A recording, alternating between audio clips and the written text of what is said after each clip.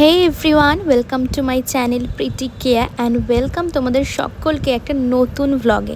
আজকে হচ্ছে রাখি। হ্যাঁ জানি বেশ অনেকটা দেরি হয়ে গেল ভ্লগটা পোস্ট করতে, তার জন্য একদম মন থেকে সরি। আজকে সারাটা দিন কি করব না করব সবটা তোমাদের সাথে শেয়ার করব। তার আগে চ্যানেলটাকে সাবস্ক্রাইব করে দিও, আর যদি ভালো লাগে তাহলে অবশ্যই লাইক কমেন্ট আর শেয়ার করো। তো চলো আজকের দিনটা শুরু করি। আমি এখন যাচ্ছি রাখি কিনতে, ঠিক আছে।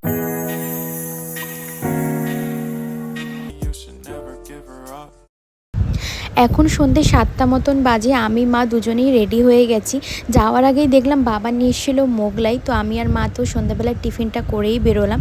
আর বেরোনোর আগে গিয়েছিলাম দিদুনের বাড়িতে, কারণ দিদুনও যেহেতু ভাই ডোডো আর দাদাকে রাখি পরায়, সেই কারণে দিদুন বলে দিল যে কি আনতে হবে না হবে সেই বুঝ।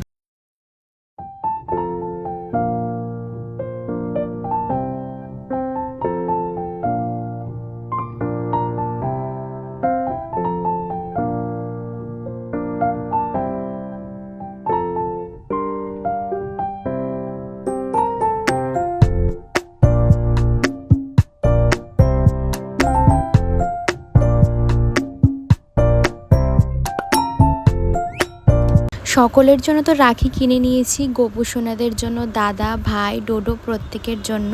তো পরের দিন সকালে গিয়েছিলাম মিষ্টি আনতে, যেহেতু মামা সকালবেলা পরেই দোকানে চলে যাবে।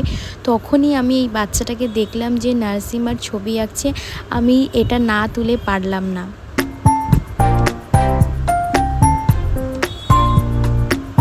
স্নান টান করে তো রেডি হয়ে গিয়েছি রাখি পরানোর জন্য। তো প্রথমেই পরিয়েছি আমি ডোডোকে রাখি, যেহেতু ও ছোট আমি ওকেই ফার্স্টে পরাই।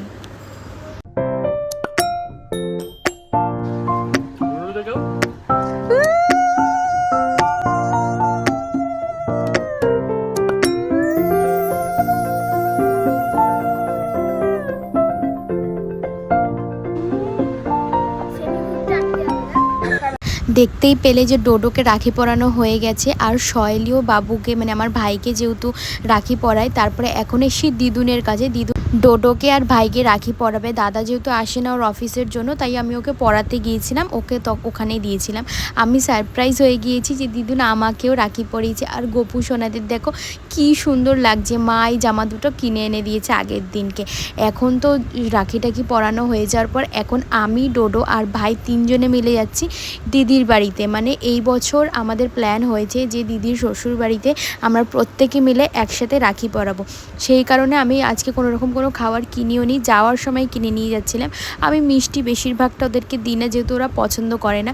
তাই মিও আমোর থেকে টেস্ট অ্যান্ড বাইট থেকে আমি কিছু স্ন্যাক্স ওদের জন্য কিনেছিলাম, আর একটা করে মিষ্টি। তো এখন তো ওদের পথ দিয়েই যাচ্ছি। দেখো আমার কেনাও সব হয়ে গিয়েছে, ওখানে গিয়ে ওদেরকেও রাখিটা পরিয়ে নেব।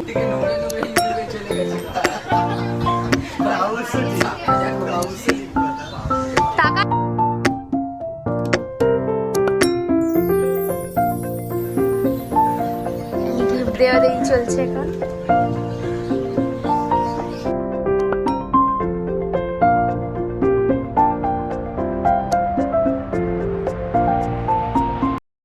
এখানে খুব কমেডিয়ান একটা জিনিস হয়ে গেছিলো। ওরা প্রত্যেকে দেখো কোথায় তাকিয়ে রয়েছে, আর আমি এই ক্লিপটা তুলেছি।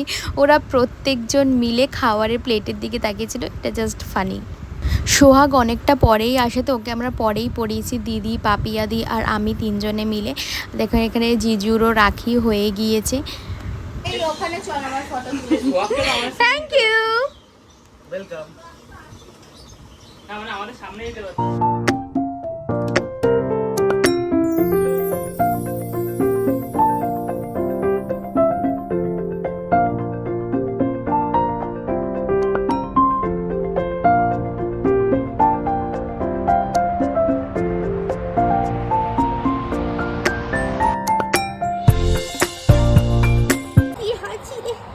এই টাইমটাতে আমি রিয়েল ভয়েসটা কেটে দিয়েছি, কারণ আমরা প্রত্যেকে গানে ভীষণ নাচানাচি করছিলাম। তো গান দিলে জানোই একদম ছোট ক্রিয়েটার আমরা কপিরাইট দিয়ে দিই, তো সেই কারণে আমি এখানে ভয়েসটা বন্ধ করে দিয়েছি। দিদির ঘরে এসেছি, তাও অনেকটা বেলা হয়ে গেছিলো, তাও কি করবো যেহেতু শরীরে কোনো রকম কোনো এনার্জি ছিল না, লাঞ্চও হয়নি, আমরা প্রত্যেকে গান চালিয়ে নাচানাচি করেছিলাম। ঠিক বেলা 4টে কি 5টার সময় তো আমরা লাঞ্চ করতে বসেছিলাম। লাঞ্চে ছিল ফ্রাইড রাইস, তার সাথে ঝাল ঝাল চিকেন আর স্যালাড, ভীষণ টেস্টি হয়েছিল। পাপাইদার মানে জিজুর মা রান্না করেছিল। আমরা অনেকক্ষণ ওখানে ছিলাম, তারপরে তো রাত্রিবেলা বাড়ি ফেরার জন্য গাড়িতে উঠে পড়লাম। তো আজকের ভিডিওটা তো এইটুখানি থাকছে, তোমাদের কীরকম লাগলো নিশ্চয়ই কিন্তু জানিও। দেখাচ্ছে আবার কোনো নতুন ব্লগে। বাই।